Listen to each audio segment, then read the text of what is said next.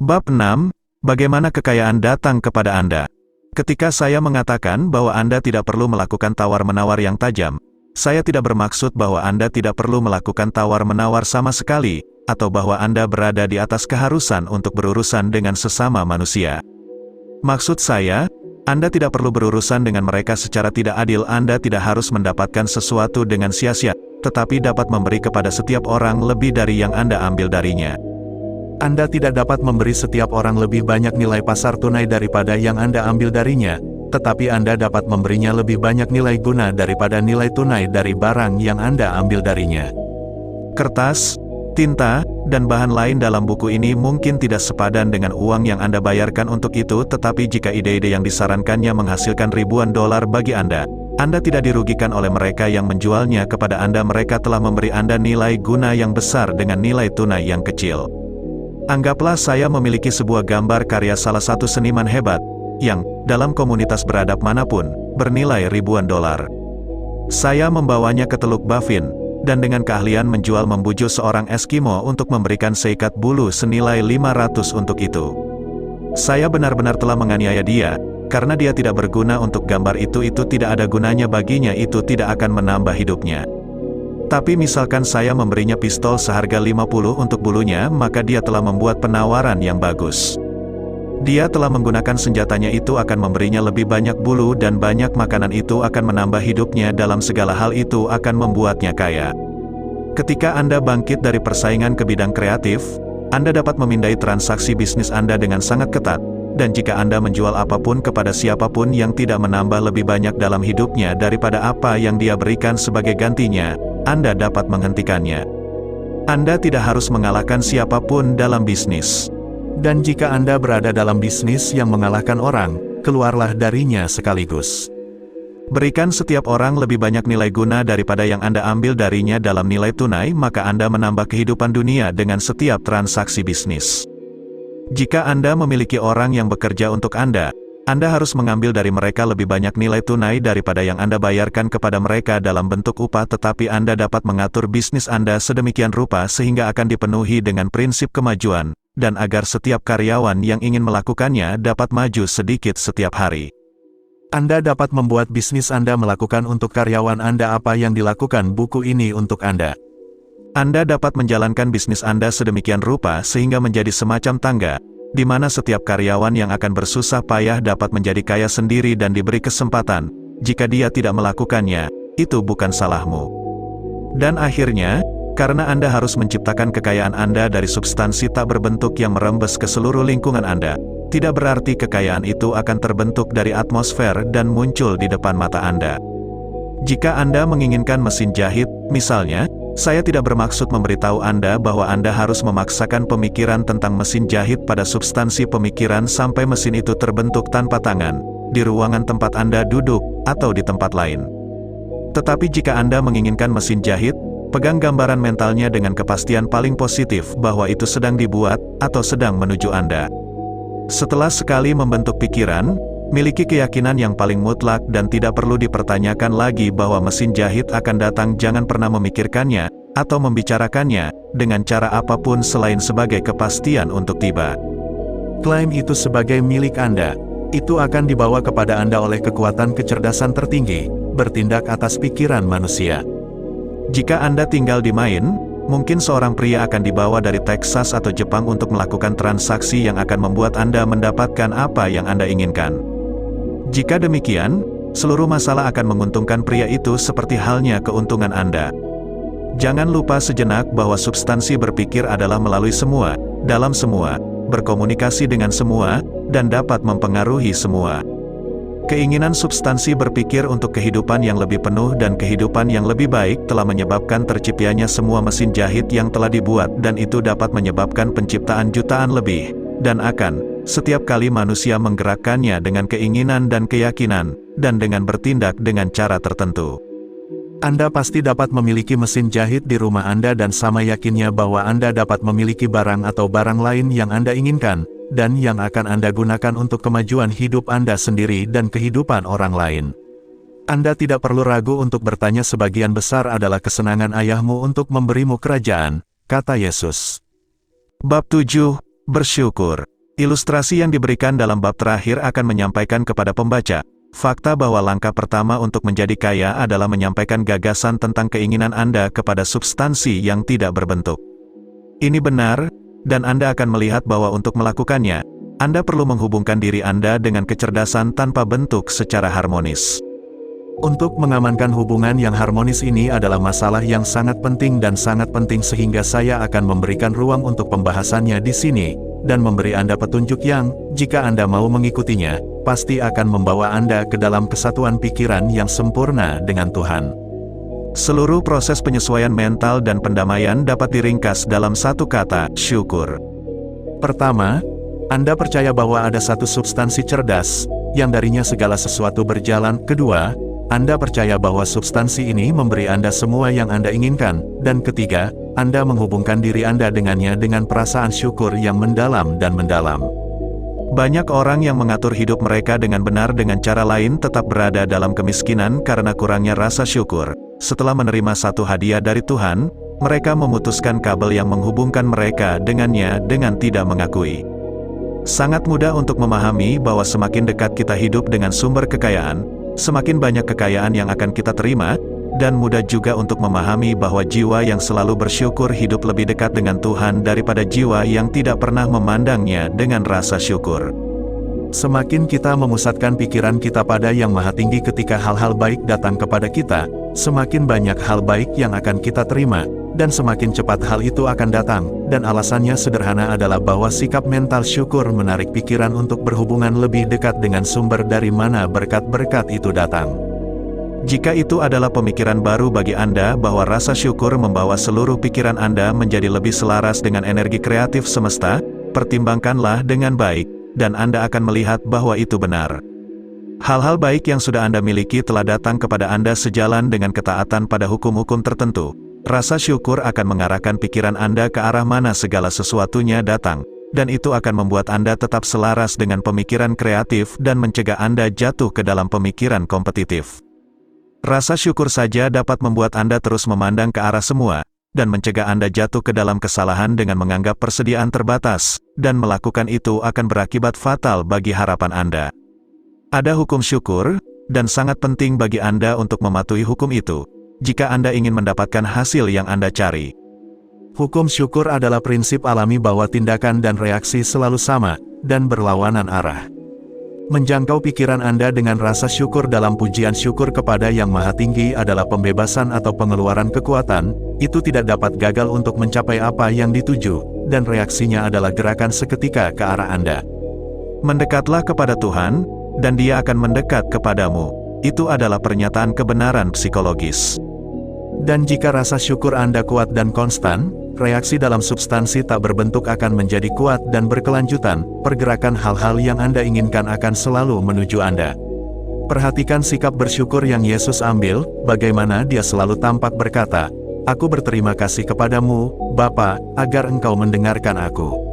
Anda tidak dapat menggunakan banyak kekuatan tanpa rasa syukur, karena rasa syukurlah yang membuat Anda tetap terhubung dengan kekuatan. Tetapi nilai syukur tidak hanya terdiri dari memberi Anda lebih banyak berkat di masa depan. Tanpa rasa syukur, Anda tidak dapat lama menahan diri dari pemikiran tidak puas tentang segala sesuatu sebagaimana adanya. Saat Anda membiarkan pikiran Anda berdiam dengan ketidakpuasan atas hal-hal sebagaimana adanya, Anda mulai kehilangan pijakan. Anda memusatkan perhatian pada yang biasa, yang miskin, dan yang jorok dan jahat, dan pikiran Anda mengambil bentuk dari hal-hal ini. Kemudian Anda akan mengirimkan bentuk-bentuk atau gambaran mental ini kepada yang tidak berbentuk, dan yang biasa, yang miskin, yang jorok, dan jahat akan mendatangi Anda. Membiarkan pikiran Anda memikirkan yang lebih rendah berarti menjadi lebih rendah dan mengelilingi diri Anda dengan hal-hal yang lebih rendah. Di sisi lain, memusatkan perhatian Anda pada yang terbaik adalah mengelilingi diri Anda dengan yang terbaik, dan menjadi yang terbaik. Kekuatan kreatif di dalam diri kita membuat kita menjadi gambaran tentang apa yang menjadi perhatian kita. Kita adalah substansi berpikir, dan substansi berpikir selalu mengambil bentuk dari apa yang dipikirkannya. Pikiran yang bersyukur terus-menerus terpaku pada yang terbaik, oleh karena itu cenderung menjadi yang terbaik. Ia mengambil bentuk atau karakter yang terbaik, dan akan menerima yang terbaik. Juga, Iman lahir dari rasa syukur. Pikiran yang bersyukur terus-menerus mengharapkan hal-hal yang baik, dan pengharapan menjadi iman. Reaksi syukur atas pikirannya sendiri menghasilkan iman, dan setiap gelombang ucapan syukur yang keluar meningkatkan iman. Dia yang tidak memiliki rasa syukur tidak dapat lama mempertahankan iman yang hidup, dan tanpa iman yang hidup Anda tidak bisa menjadi kaya dengan metode kreatif, seperti yang akan kita lihat di bab-bab berikut. Maka, perlu untuk menumbuhkan kebiasaan bersyukur atas setiap hal baik yang datang kepada Anda, dan bersyukur terus-menerus. Dan karena semua hal telah berkontribusi pada kemajuan Anda harus memasukkan semua hal dalam rasa terima kasih Anda. Jangan buang waktu untuk memikirkan atau membicarakan kekurangan atau tindakan salah para plutokrat atau tokoh kepercayaan. Organisasi mereka di dunia telah membuat peluang Anda. Semua yang Anda dapatkan benar-benar datang kepada Anda karena mereka. Jangan mengamuk terhadap politisi yang korup. Jika bukan karena politisi kita akan jatuh ke dalam anarki, dan peluang Anda akan sangat berkurang. Tuhan telah bekerja sejak lama dan dengan sangat sabar untuk membawa kita ke tempat kita berada dalam industri dan pemerintahan, dan Dia melanjutkan pekerjaannya. Tidak ada keraguan sedikit pun bahwa Dia akan menghabisi para plutokrat, tokoh kepercayaan, kapten industri, dan politisi segera setelah mereka dapat diselamatkan. Tetapi sementara itu, lihatlah mereka semua sangat baik. Ingatlah bahwa mereka semua membantu mengatur jalur transmisi di mana kekayaan Anda akan datang kepada Anda, dan bersyukurlah kepada mereka semua. Ini akan membawa Anda ke dalam hubungan yang harmonis dengan kebaikan dalam segala hal, dan kebaikan dalam segala hal akan bergerak ke arah Anda. Bab 8, berpikir dengan cara tertentu. Kembali ke bab 6 dan baca lagi kisah tentang pria yang membentuk gambaran mental tentang rumahnya, dan Anda akan mendapatkan gambaran yang adil tentang langkah awal untuk menjadi kaya. Anda harus membentuk gambaran mental yang jelas dan pasti tentang apa yang Anda inginkan. Anda tidak dapat mengirimkan ide kecuali Anda memilikinya sendiri. Anda harus memilikinya sebelum Anda dapat memberikannya, dan banyak orang gagal untuk mengesankan substansi pemikiran karena mereka hanya memiliki konsep yang kabur dan kabur tentang hal-hal yang ingin mereka lakukan, miliki, atau menjadi. Tidaklah cukup bahwa Anda harus memiliki keinginan umum akan kekayaan untuk berbuat baik. Setiap orang memiliki keinginan itu. Tidaklah cukup bahwa Anda harus memiliki keinginan untuk bepergian, melihat berbagai hal, hidup lebih banyak, Setiap orang memiliki keinginan itu juga. Jika Anda akan mengirim pesan nirkabel ke seorang teman, Anda tidak akan mengirim huruf-huruf alfabet sesuai urutannya, dan membiarkan dia membuat pesan untuk dirinya sendiri. Anda juga tidak akan mengambil kata-kata secara acak dari kamus. Anda akan mengirimkan kalimat yang koheren yang berarti sesuatu. Ketika Anda mencoba untuk mengesankan keinginan Anda pada substansi, ingatlah bahwa itu harus dilakukan dengan pernyataan yang koheren. Anda harus tahu apa yang Anda inginkan, dan pasti. Anda tidak akan pernah bisa menjadi kaya, atau memulai kekuatan kreatif untuk bertindak, dengan mengirimkan kerinduan yang belum terbentuk dan keinginan yang samar-samar. Kelilingi keinginan Anda seperti pria yang telah saya gambarkan. Pergi ke rumahnya, lihat saja apa yang Anda inginkan, dan dapatkan gambaran mental yang jelas tentang hal itu seperti yang Anda inginkan saat Anda mendapatkannya. Gambaran mental yang jelas itu harus Anda ingat terus-menerus, seperti yang diingat pelaut tentang pelabuhan tempat dia mengarungi kapal. Anda harus menjaga wajah Anda ke arahnya sepanjang waktu. Anda tidak boleh melupakannya lebih dari pengemudi kehilangan kompas. Tidak perlu melakukan latihan dalam konsentrasi, atau menyisihkan waktu khusus untuk berdoa dan penegasan, atau berdiam diri, atau melakukan aksi okultisme dalam bentuk apapun. Ada hal-hal yang cukup baik, tetapi yang Anda butuhkan hanyalah mengetahui apa yang Anda inginkan, dan menginginkannya dengan cukup buruk sehingga tetap ada dalam pikiran Anda. Habiskan waktu luang Anda sebanyak mungkin untuk merenungkan gambar Anda.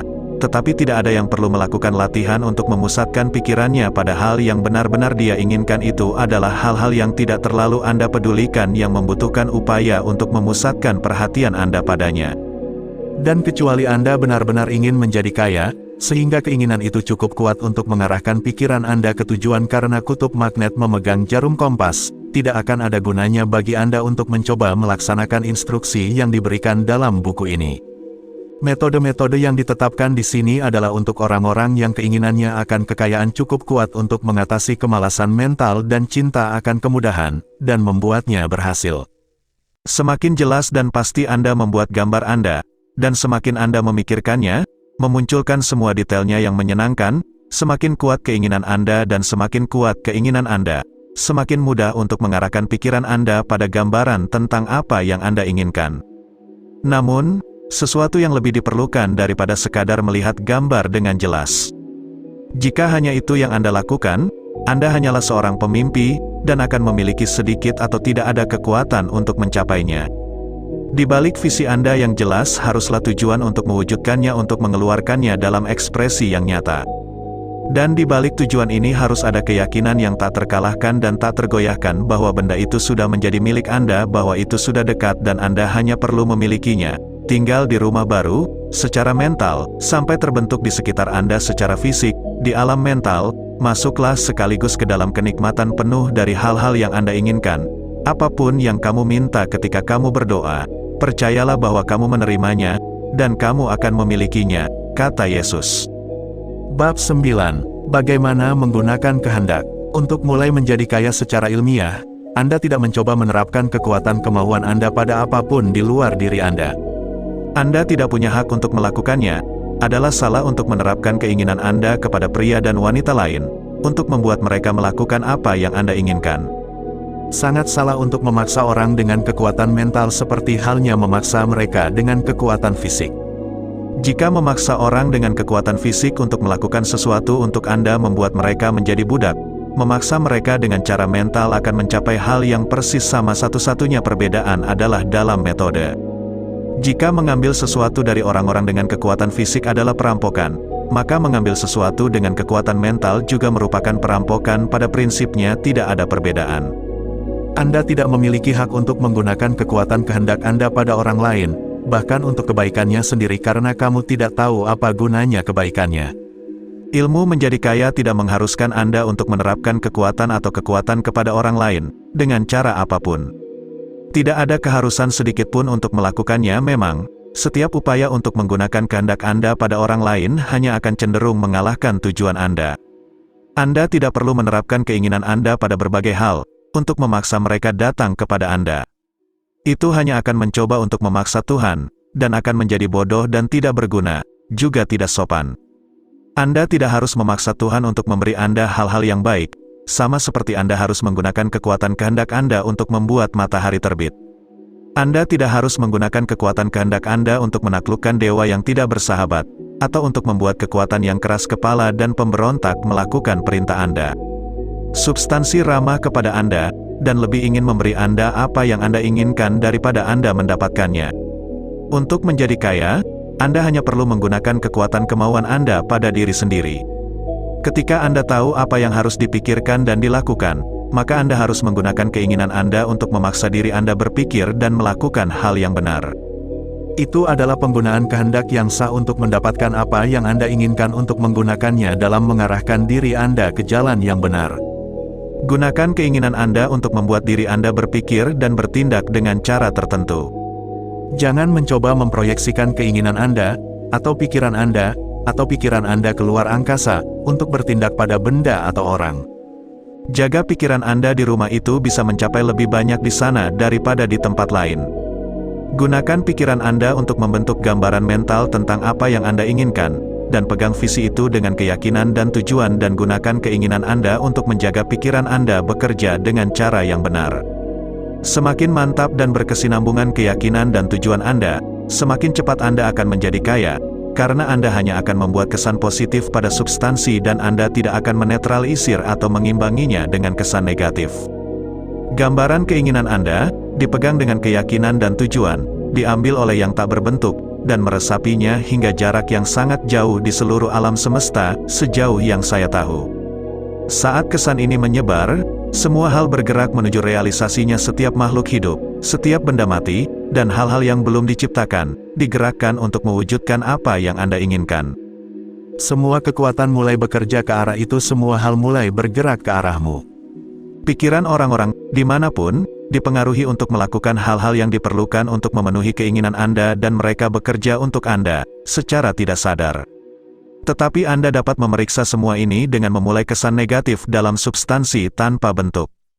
Keraguan atau ketidakpercayaan sama yakinnya untuk memulai gerakan menjauh dari Anda seperti keyakinan dan tujuan untuk memulainya ke arah Anda. Dengan tidak memahami hal ini, Kebanyakan orang yang mencoba memanfaatkan ilmu mental untuk menjadi kaya membuat kegagalan mereka. Setiap jam dan momen yang Anda habiskan untuk mengindahkan keraguan dan ketakutan, setiap jam yang Anda habiskan dalam kekhawatiran, setiap jam di mana jiwa Anda dikuasai oleh ketidakpercayaan, menjauhkan arus dari Anda di seluruh wilayah substansi cerdas. Semua janji itu hanya untuk mereka yang percaya, dan hanya untuk mereka. Bab 10, penggunaan lebih jauh dari kehendak. Apa yang telah saya katakan di bab terakhir juga berlaku untuk orang profesional dan pencari nafkah seperti halnya orang yang berkecimpung dalam bisnis perdagangan. Tidak peduli apakah Anda seorang dokter, guru, atau pendeta, jika Anda dapat meningkatkan kehidupan orang lain dan membuat mereka menyadari fakta tersebut, mereka akan tertarik kepada Anda, dan Anda akan menjadi kaya. Tabib yang memegang visi dirinya sebagai tabib yang hebat dan sukses, dan yang bekerja menuju realisasi penuh visi itu dengan keyakinan dan tujuan, seperti yang dijelaskan dalam bab-bab sebelumnya, akan berhubungan begitu dekat dengan sumber kehidupan sehingga dia akan melakukannya. Menjadi sukses secara fenomenal, pasien akan datang kepadanya dalam kerumunan. Tidak ada yang memiliki kesempatan lebih besar untuk menerapkan ajaran buku ini daripada praktisi kedokteran, tidak masalah sekolah mana yang dia ikuti, karena prinsip penyembuhan adalah umum bagi mereka semua, dan dapat dicapai oleh semua orang. Orang yang maju dalam pengobatan, yang memegang gambaran mental yang jelas tentang dirinya sebagai orang yang sukses, dan yang mematuhi hukum iman, tujuan, dan rasa syukur, akan menyembuhkan setiap kasus yang dapat disembuhkan yang dia lakukan, apapun pengobatan yang mungkin dia gunakan. Di bidang agama, dunia berseru kepada pendeta yang dapat mengajari pendengarnya ilmu sejati tentang kehidupan berkelimpahan.